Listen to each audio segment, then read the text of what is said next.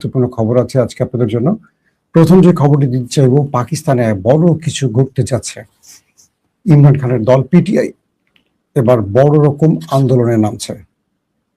দ্বিতীয় গুরুত্বপূর্ণ খবর, মার্কিন যুক্তরাষ্ট্রের সকল নির্দেশনা উপেক্ষা করে ইরান বলছে হরমুজ তার হাতের ইশারা চলবে, এবং ইরান আমেরিকাকে এক প্রকার অচল করে রেখেছে।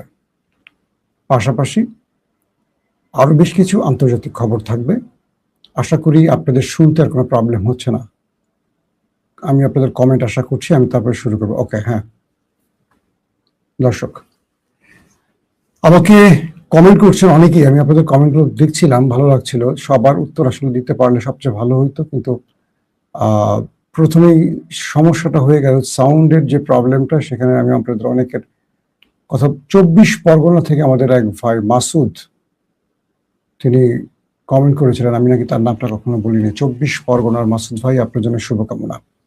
আর আরেকটা কমেন্ট না করলেই নয়, আমাদের একজন নিয়মিত দর্শক, চট্টগ্রাম হালিশহর মাইজপাড়া চুনা ফ্যাক্টরি, ফাবিয়া তাবাসসুম, তিনি দোয়া চেয়েছেন তার নতুন জীবনের জন্য। বিয়ের পিড়িতে বসছেন, সেই জন্য সবার কাছে দোয়া চেয়েছেন। সবাই দোয়া করবেন, আল্লাহ তাদেরকে সুন্দর জীবনে মঙ্গলময় এবং কল্যাণকর একটা জীবন দান করেন, আজীবন তারা সুখে থাকেন এবং সকল বিপদকে আল্লাহ মুছে দিয়ে তার রহমতের চাদরে ঢেকে রাখেন। দর্শক, আসেন মূল খবরে চলে আসছে। পাকিস্তানে ইমরান খানকে অবৈধভাবে 3 বছর কারাগারে রাখা হয়েছে, এবং সবচেয়ে ইন্টারেস্টিং ব্যাপার, ইমরান খানের বিরুদ্ধে একটি মামলা ছিল না, এবং ইমরান খানের বিরুদ্ধে এখন পর্যন্ত আদালত একটি অপরাধের প্রমাণ পায়নি। কিন্তু ইস্টাবলিশমেন্ট সরকার, মানে সেনা শাসিত সরকার, ইমরান খানের উপরে প্রায় 2 সেঞ্চুরি, আমরা যদি বলি 200-র মতো ডাবল সেঞ্চুরি মামলা করেছে। এই মামলাগুলো আদালতে আছে কিন্তু প্রক্রিয়ায় নেই, মানে কার্যতালিকায় নেই। যখনই পিটিআই কোন আন্দোলনে আসে, একটি কার্যতালিকায় আনা হয়, এনে নিম্ন আদালত একটা ভুগিযোগী রায় দেয়, কিন্তু হাইকোর্ট বা উচ্চ আদালত গড়িমসি করে এই মামলাগুলোকে টানে না। কারণ কি, উচ্চ আদালতে এই মামলাগুলো আসলে ইমরান খানের দোষ প্রমাণ হবে না। একটা দেশের সাবেক প্রধানমন্ত্রী এবং বর্তমান পাকিস্তানের সবচেয়ে জনপ্রিয় লিডার, বলতে গেলে পুরো পাকিস্তান ন্যাশনাল 80% ভোট যে পিটিআই পক্ষে, সেই দলের নেতার মামলা কার্যতালিকায় নেই। এবং সাম্প্রতিক সময় তিনি বেঁচে আছেন না মারা গেছেন, এটা নিয়ে অনেক রকম তথ্য গণমাধ্যমে আসছে। কেউ বলছে এটা মিথ্যা, কেউ বলছে এটা সত্য। তবে সত্য মিথ্যা যাই হোক, ইমরানের সাথে ইমরানের পরিবার, তার দল, কোনো আইনজীবী অনেক দিন ধরে দেখা করতে পারছে না। প্রশ্ন হলো, আদালতের নির্দেশ থাকার পরও কেন তার সাথে কেউ দেখা করতে পারছে না? এর উত্তর সেনা শাসিত সরকার দিচ্ছেও না। তাই খাইবার পাখতুনখোয়ার যিনি চিফ মিনিস্টার সোহাইল আফ্রিদি, তিনি পুরো পাকিস্তানের জাতিকে বলছেন আজ জুম্মাবার রাত সবাই যেন নেমে আসে, কারণ আজ সোহেল আফ্রিদির সাথে ইমরান খানের জেলে দেখা হওয়ার কথা আছে, এবং ধারণা করা যাচ্ছে পূর্বের মতো আজও তাকে না দেখে, মানে তাকে আর দেখতে দেয়া হবে না, বরং ফেরত পাঠানো হবে। আদালত যে নির্দেশনা দিয়েছে ইমরান খানের সাথে কজন, কবে, কিভাবে দেখা করবে, সে নির্দেশনাও জেল কোড বা জেলার মানছে না, কারণ জেলার চলছে পাকিস্তানের ইস্টাবলিশমেন্টের নির্দেশে। তো আফ্রিদি আজকে বলেছেন যে, মানে সোহেল আফ্রিদি বলেছেন যে আজকে পুরো পাকিস্তানের জাতি ইয়াউমে আজাদি, যেটা তাদের, সেই ইয়াউমে আজাদির জন্য সবাই নেমে আসবেন। 2টো ফ্ল্যাগ বহন করবেন, একটা পিটিআইয়ের ফ্ল্যাগ, একটা পাকিস্তানের ফ্ল্যাগ। যেহেতু আজকে অজস্র না, আজকে লক্ষ লক্ষ মানুষ রাস্তায় নামবে ইয়াউমে আজাদির জন্য, তো সেই হিসেবে বুঝতে পারছেন তো, পাকিস্তানের জন্মের তারিখ 14 আগস্ট, সেটাকে ইয়াউমে আজাদি বলা হয়। আর ভারতের 15 আগস্ট। আর আমার জন্মদিন 2রা আগস্ট, যদিও আপনাদেরকে বলিনি কখনো, তো বললাম আর কি, জানাই। এখন বিষয়টা হলো যে এই 14 তারিখে কেন্দ্র করে আজ রাতে পুরো পাকিস্তানের জাতি রাস্তায় নামবে, এবং পাকিস্তানের স্বাধীনতা বা জন্মের যে ডেট, সেই ডেটে সবাই পাকিস্তানের জন্য মানে তারা একটা উদযাপন করবে, এবং এটিকে কোনোভাবে পাকিস্তানের এস্টাবলিশমেন্ট আটকে রাখতে পারবে না। ধারণা করা হচ্ছে পিটিআই এই সুযোগটি কাজে লাগাবে এবং পুরো পাকিস্তানে ইমরান খানের মুক্তির দাবিতে তারা আজকে সড়কে নামবে। আজকে রাতটা হবে পাকিস্তানের জন্য খুব টার্নিং পয়েন্ট, কারণ কত লক্ষ পিটিআই নামবে এই সুযোগটি ব্যবহার করতে এবং কি ঘটতে পারে সবার নজর থাকবে সেই দিকে। পাশাপাশি যদি আজকে সোহেল আফ্রিদির সাথে খাইবার পাখতুনখোয়ার চিফ মিনিস্টার তাকে ইমরান খানের সাথে দেখা করতে না দেয়া হয়, 27 তারিখ অর্থাৎ এই মাসের 27 তারিখে 20 থেকে 25 লক্ষ জনগণকে নিয়ে তিনি লং মার্চ শুরু করতে যাচ্ছেন, সেই ঘোষণা আসছে। অর্থাৎ পাকিস্তানের রাজনীতিতে পিটি নতুন ভাবে আবার রাজপথে নামার ঘোষণা দিয়েছে এবং বলা হচ্ছে যে পাকিস্তানের জাতি ইমরান খানের মুক্তির অপেক্ষায় থাকলেও আমাদের দেশের মতো আর কি, যে এই জাতি সেনাবাহিনীর বিরুদ্ধে দাঁড়াতে পারছে না। বাংলাদেশের শেখ হাসিনার বিরুদ্ধে দাঁড়ানো হয়েছে, 1400 বা 2000 মানুষ জীবন দিয়েছে, কিন্তু পাকিস্তানিরা প্রাণ দিচ্ছে অকাতরে। সত্য কথা, পিটিআইয়ের অনেক লোক মারা গেছে এই মুক্তি আন্দোলনের জন্য, কিন্তু নেতারা পালিয়ে যায়। যেমন বাংলাদেশের বিএনপি নেতারা সবসময় পালিয়ে যায়।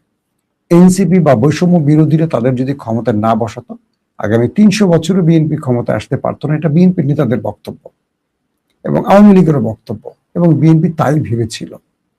তো বৈষম্য বিরোধী আন্দোলন থেকেই আজ বিএনপি ক্ষমতায় বসে তারা সব আবার ভুলে গেছে। এটা খুব ইন্টারেস্টিং একটা ক্যারেক্টার।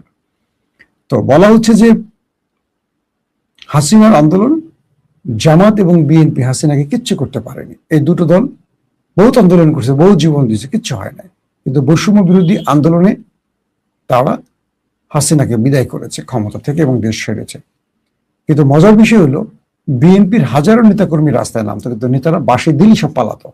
আবার সেই নেতারা এখন অনেকটা দেশপ্রেম শিখেন এবং তারা বড় বড় পদে বসে গেছেন। আবার সবচেয়ে বড় কথা, সেই নেতাদের চেয়ে বেশি বসে গেছে হাইব্রিড এবং আওয়ামী লীগ থেকে টাকা দিয়ে ঢুকে যাওয়া অনেক বড় বড় আওয়ামী লীগের এখন বিএনপি সেজে গেছে। আর প্রকৃত বিএনপির এখন গুপ্ত হয়ে গেছে, মানে তাদেরকে এখন গুপ্ত বলা হয়। তো পাকিস্তানের ভেতরে ইমরান খানের দল যতবার নেমেছে ততবার তাদের উপর ক্র্যাকডাউন শুরু হয়েছে। অজস্র মানুষ সেনাবাহিনীর হাতে বা রেঞ্জার্স, এফসি বা পুলিশের হাতে প্রাণ দিয়েছে। কিন্তু দল মানে পাকিস্তানের মধ্যে যেটা হয়, সেনাবাহিনী সে 47 থেকেই ক্ষমতা কেন্দ্রে বসে আছে। আমরা যতই বলি ইমরান খান ক্ষমতায়, নওয়াজ শরীফ ক্ষমতায়, বা পিপলস পার্টি ক্ষমতায়, বা বেনজির ক্ষমতায়, আসলে ক্ষমতা থাকে সেনাবাহিনী। কারণ ইমরান যে লড়াইটা শুরু করেছেন, মুক্তির যে লড়াইটা, এটা সেনাবাহিনীর বিরুদ্ধেও এবং পাকিস্তানের কুরাজনীতির বিরুদ্ধে, দুর্নীতির বিরুদ্ধে। কিন্তু ইমরান খানের বিরুদ্ধে যখন সেনাবাহিনী দাঁড়িয়ে গেল, সুবিধাটা নিল পিপলস পার্টি আর মুসলিম লীগ নুন। তারা যদি এখন ইমরানের সাথে সারিতে এসে দাঁড়িয়ে বলে যে আমরা সবাই মিলে ইস্টাবলিশমেন্টের এই ক্ষমতার বলয়টা ভেঙে দিতে চাই, তাহলে সম্ভব। যেমন বাংলাদেশ, ভালো করে দেখবেন, একটা অদৃশ্য শক্তি বাংলাদেশের সবকিছু কন্ট্রোল করে, যেটাকে আমরা ইস্টাবলিশমেন্ট বলি। তাদের ইচ্ছাই কেউ দেশে আসতে পারে, তাদের ইচ্ছাই কেউ প্রধানমন্ত্রী হতে পারে, তাদের ইচ্ছাই কেউ সরকারে বসে, তাদের ইচ্ছাই খুন গুম ক্রস বা সব চলে। তো পাকিস্তানের অবস্থাটা ঠিক সেরকম। তো ইমরান খানের জন্য আজ রাত বড় কিছু ঘটবে পাকিস্তানে, এবং যদি আজকে ইমরান খানের সেই চিফ মিনিস্টার খাইবার পাখতুনখোয়ার সোহেল আফ্রিদি দেখা করতে না পারেন, 27 তারিখ পুরো পাকিস্তান লং মার্চে একটা বড় রকম আন্দোলনে যাচ্ছে। আসেন 2 নম্বর খবর আপনাদের জন্য। এবার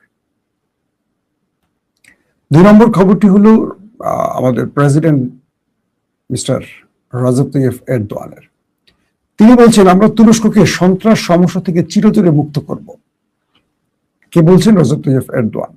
জাতীয় সংহতি ও সামাজিক সমন্বয় শক্তিশালীকরণ বিল পাশের কথা উল্লেখ করে রাষ্ট্রপতি রিসেপ তাইয়িপ এরদোয়ান আজ বলেছেন, সন্ত্রাসমুক্ত তুরস্ক প্রক্রিয়ার অংশ হিসেবে তুরস্কের সংসদ এই সপ্তাহে একটি গুরুত্বপূর্ণ পদক্ষেপ নিয়েছে। রাষ্ট্রপতি ভবনে অতিথিদের পিকেকে সন্ত্রাসী হামলায় নিহত তুর্কি সৈন্যদের পরিবারবর্গ এবং প্রবীণ যোদ্ধাদের সঙ্গে বৈঠকের পর এরদোয়ান এমন মন্তব্য করেছেন। পাশাপাশি তিনি বলছেন যে এই সপ্তাহে আমাদের সংসদ সন্ত্রাসমুক্ত তুরস্ক প্রক্রিয়া একটি গুরুত্বপূর্ণ পদক্ষেপ নিয়েছে, যা আমরা আমাদের দেশকে সন্ত্রাসবাদের অভিশাপ থেকে মুক্ত করার লক্ষ্যে অনুসরণ করছে। এটি হলো যে পিকেকে এর সাথে একটা আন্ডারস্ট্যান্ডিং হয়েছে এবং পিকেকে তাদেরকে বিভিন্ন রকম অফার দিয়ে সন্ত্রাসের পথ থেকে সরিয়ে নিয়ে তুরস্ক একটা দুর্দান্ত সিদ্ধান্ত নিয়েছে। সেই সিদ্ধান্তের আলোকে তুরস্ক কিছু ভালো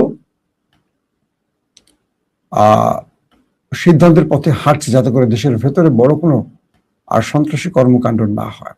ইরান বলছে যে আমাদের অনুমতি ছাড়া হরমুজ দিয়ে জাহাজ চলাচল কোনোভাবেই সম্ভব নয়, এবং ইরান সরাসরি বলছে যে মার্কিন যে দাবি তারা হরমুজ কন্ট্রোলে রেখেছে এটা পুরোপুরি মিথ্যা। এখন পর্যন্ত পুরো কন্ট্রোলে রেখেছে ইরান। আসেন বিস্তারিত কি বলছে আরেকটু শুনে আসে। ইরানের সামরিক বাহিনী হরমুজ প্রণালী দিয়ে জাহাজ চলাচলের মার্কিন দাবি প্রত্যাখ্যান করে বলেছে তাদের অনুমতি ছাড়া কোনো জাহাজ চলাচল করতে পারবে না। এর আগের দিনে শুরুতে ইসলামিক রেভলিউশনারি গার্ড কোরের সহযোগী সংগঠন বাসিস আধা সামরিক বাহিনীর কমান্ডার হোসেন তায়েব বলেন এই জলপথটি ইরানের নিয়ন্ত্রণে রয়েছে। ইরানের পররাষ্ট্রমন্ত্রী আব্বাস আরাকচি বলছেন গোয়েন্দা ব্যর্থতার কারণে ইরান যুদ্ধ নিয়ে যুক্তরাষ্ট্র ভুল হিসাব করছিল এবং হরমুজ প্রণালী নিয়ে আরো বড় ভুল হিসাব করার ঝুঁকিতে রয়েছে তারা। মানে তারা বোঝাতে চাইছে যে হরমুজ প্রণালী নিয়ে যুক্তরাষ্ট্র যে পরিকল্পনা করেছিল মূলত সেটা আসলে ভুল পরিকল্পনা ছিল, তারা এখানে এসে ব্যর্থ হয়েছে। দর্শক আসেন এবার মূল শিরোনামে যাই। মার্কিন যুক্তরাষ্ট্রের প্রচুর সেনারা আত্মহত্যার ঝুঁকির মধ্যে আছে। মার্কিন কিছু গণমাধ্যম কিছু ছবি প্রদর্শন করেছে, সেখানে দেখা গেছে যে